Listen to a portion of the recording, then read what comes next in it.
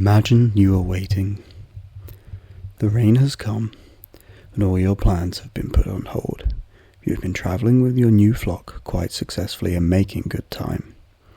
You are following the river down to wherever it ends in the hope of finding something new, maybe somewhere that is suitable to stay, or somewhere there are people. Your long, lonely journey has left you with a desire for contact with others. You want to understand what is happening to the land as it changes, and perhaps others know something you do not and have solutions. For you, moving around has solved some of this problem, which in a way has been exacerbated by your herd animals who eat everything in sight. Moving is a good way of getting something new land, but it comes with downsides. You're always encouraging a new situation, dealing with new problems, and this is tiring and hard. In your mind, you would find a place that doesn't change, so that you can not only rest, but have a stable situation where you can improve what you already do. All of that has come to a halt though. It has been raining for 3 days, and you are waiting in a small cleft in the rocks above the river. There is enough room for your herd, but it is not comfortable. If you kept walking on the first day, you would have got wet, but you could have continued. Now on the 3rd day, the water is starting to rise from the river, and the clear path you have been walking on is submerged by water. You think about the path. You used it because it was clear, less plants or trees growing. It was solid ground with few rocks in the way. What made the path? Is it just an area where the plants don't grow, where rocks have fallen?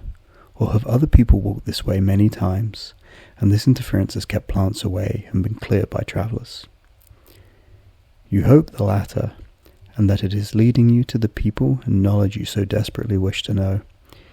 You have been talking to the stars, watching them and seeing what they say. They are a silent kind of thing that moves slowly, and hearing them is not simple. You cannot even watch them now as they're completely obscured. Are there other things that can guide you? The wind, the weather?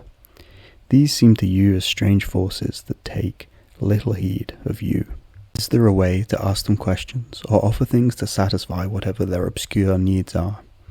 If you could do this, you could convince them, perhaps, to help satisfy your needs.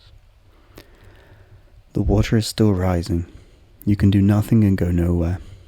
Your food is running low and your flock is restless. Every now and again they go to the entrance of the opening of the rocks and eat food, coming back very wet. You have some wood for fire, but you must be careful not to use it all right now, despite being cold. You have a little food that you must be careful not to eat all at once, despite being hungry. You have learnt that when mother sheep have babies, they create milk from their teat, which the baby drinks from. You have been able to take some of this milk for yourself, but once again you can only take a small amount, and you must wait for them to produce it. If the worst comes to the worst, you will eat the animals, but this would eventually run out and put you back to the start. However, if you wait too long and don't eat them, and the water rises more, they will also starve, and you will have no food at all. You could act too soon, or you could act too late. What is the world doing? The water is taking over the land in a way you've not seen before. You've taken for granted that there has always been something solid to walk on. What will you do if this is no longer the case? You fear you might be stranded here and die. You wonder if you should take a risk and walk along the high rocks while you still can. It is a perilous route, and surely some of the animals will die by falling or become trapped in the rocks. You fear that the rocks will be too slippery now to make the journey. You wait longer. In that time, some of the fruit in your bag has gone bad. It started discoloring and then became soft. Then it began to completely decompose. It smelt bad for some time, but when you check again, something odd has happened. The fruit has started to smell sweet again, and it is turning a rich color.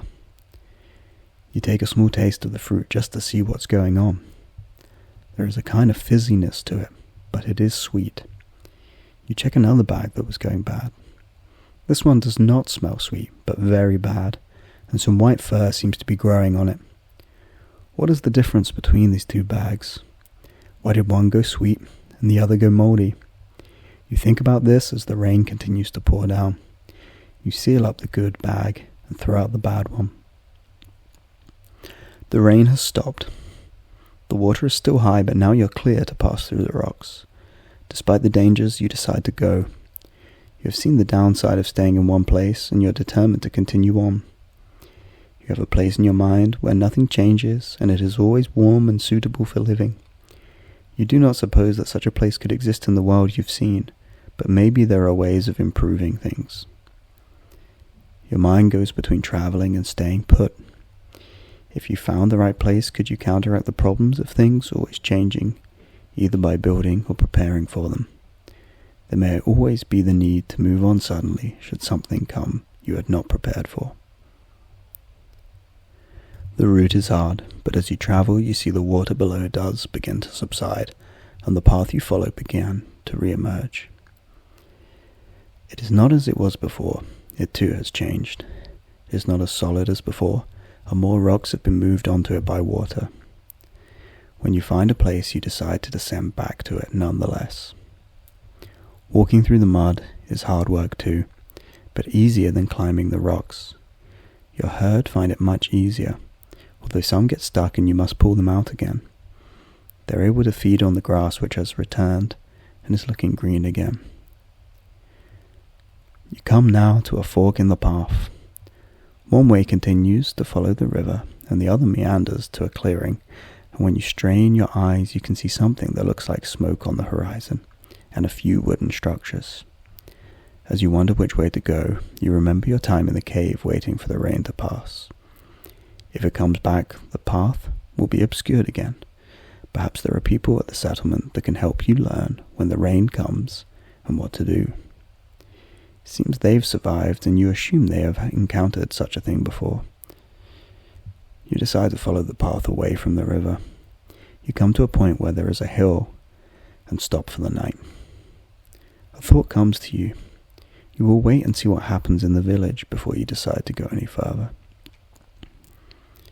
You remember previous encounters, and there are risks that come with meeting strangers.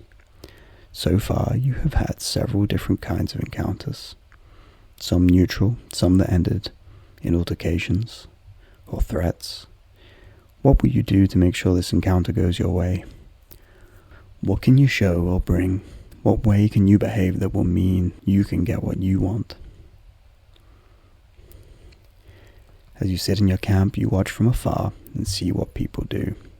They come out in the morning and head to some nearby fields where they are doing some kind of work with plants. The plants are in straight lines, which indicates to you they've grown them themselves. They are cutting down the plants and gathering them into one place. They have a few animals that they keep in a kind of corral. These animals seem desirable to you. The people here seem much smaller and weaker than you, and there are only a couple of men around who, although they are larger than the women, do not seem strong. The thought comes to your mind that if they have something you want, it would not be so hard to just take it. On the other hand, you could offer something of yours in return for something of theirs. What you know is that you don't want them to take what you have, so you remain distant. The next day, the people do not seem to come out much. They have gathered all their crops into one of their buildings and seem to work all day. Finally, when they emerge, they have large bags which they take to another building. By the look of the people, they have produced a white powder that is still on their skin. Another day passes, and you wait still. Smoke has been rising from the building, and now the eldest man in the village has come out with something new. Round, brown balls of food that they eat. Before they eat, they take one and put it onto a fire. Your curiosity is too much now, and you decide to go over to them. You leave all but one of your flock at the hill and head towards them. The men spot you quickly and rush out. There are more than you'd seen from afar. They carry weapons and move quickly. You show them your sheep and put it towards them. They take it and usher you away. You point at the food they are eating and they shake their heads and point back to the hill. A couple of the men watch as you leave. That night, you decide to return to the village in secret and get your sheep back. You need something quick to eat, but all you have is the spoiled fruit from before. It still smells sweet, and in your haste you eat a fair amount of it. The fruit makes you feel strange, and you feel refreshed and somehow less inhibited toward what you are about to do. You move slowly and under cover. When you arrive at the village, you see the pen where your sheep is being kept. However, your curiosity leads you into another one of the buildings. Inside, there is a large round stone on top of another covered in the white powder you saw on the skin of the villagers. You can see some of the grain they had collected separated from the long rushes of plants they had grown. On the side is one brown ball of bread that you pick up and look over. It tears in your hand and you eat a piece. It is tasty and filling. It seems that the fine white powder can be used in some way to grow into this food. You take a handful of the white flour from a bag and put it in yours to test it later. You see that they have been able to learn, experiment, and develop a way of making food from what just looks like grass. You think they must have had a lot of time with no changes in order to be able to undertake such an endeavor. You return outside and fetch your sheep from the pen. As you're creeping away, the sheep begins to bleat loudly, alerting a man who is sleeping outside. He has a weapon. He rouses from his sleep and looks at you. You point to your sheep and raise your hand, showing you have no weapon. The man raises his and begins to run towards you, his weapon pointed at you. In the Bible, we see many stories where waiting is important or necessary. Abraham must wait to have a son, despite God's promise that it will happen. In the end, Abraham does not wait and has a son by Hagar instead of his wife, forcing the process. Hagar is a stranger who does not feel she must listen to Abraham or Sarah, his wife, and she runs away. The son Ishmael is described as a wild donkey of a man. When Abraham cannot wait, he goes to the strange, the wild, to get something new to help him. Could he have done this in a way that would have not led to the problems he had? What if he had just waited as God has wanted him to? Perhaps waiting is another way for change to occur that lets the strange in so slowly that we hardly notice. When Noah grows grapes after the flood, he must wait for the right time to pick them, and then, when he turns them into wine, he must wait for them to ferment. Fermenting, as it would have been done, requires only fruit, waiting, and a container. As I mentioned last time, creating a space in which something can be left alone and do its own thing is an important part of experimenting and finding something new. Did Noah know that he would get wine from this process? Why was this an important task to undertake? Had Noah learned about waiting or even fermentation on the ark?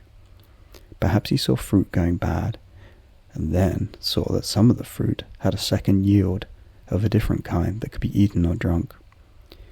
Maybe he learned from this that creating a special space for the fruit to intentionally go bad in a controlled way would lead to something new that was good to drink. Maybe having learned this, he saw something significant in this pattern that meant he had to do it right away when the world had been renewed by the flood. Just as the flood gives a new life to the earth, the wine gives a new life to the bad fruit. Adam and Eve decided to eat the fruit of the knowledge of good and evil. They are told it is forbidden by God, but they choose to do it anyway, after the snake tells them they will not die.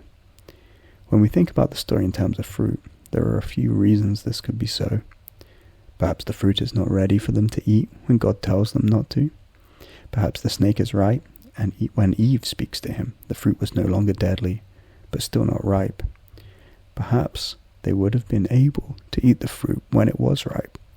What might have happened if Adam and Eve had never eaten the fruit and waited? Could they wait too long? Would they have to learn about fermentation and wine in order to renew the fruit? Of course, some fruit is just poisonous for people and should never be eaten. But Adam and Eve do not die from the fruit. So what is God's warning meant to mean? There are many more examples of waiting, failing to wait, or having to act right away in the Bible. Perhaps some have come to mind as you watch this video. Are there any other similarities in these stories to the simple stories I have given you? I will continue to make a video each month and release when the moon is full. Thanks for watching.